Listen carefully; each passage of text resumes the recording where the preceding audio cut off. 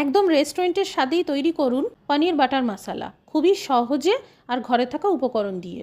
পরিমাণ মতো তেলে 3-4টে বাটার কিউব মিশিয়ে নিন আর গরম করে নিন। হলুদ গুঁড়ো আর কাশ্মীরি লঙ্কার গুঁড়ো দিয়ে দিন কালারের জন্য। পনিরের পিসগুলোকে ভেজে নিন। এখানে 300 গ্রাম পনির ব্যবহার করা হয়েছে। ফোড়নে দিন লবঙ্গ, ফাটানো এলাচ, 1 চামচ আস্ত জিরে। ভেজে নিন পেঁয়াজ বাটা।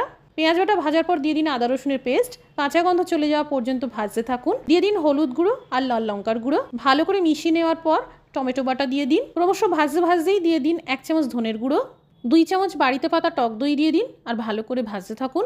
টক দই মেশানোর সময় আঁচটা মাঝারিতে রাখবেন। 3-4 মিনিট ধরে ভেজে নেওয়ার পর দিয়ে দিন কাজু বাদাম আর আমন্ড বাদামের পেস্ট।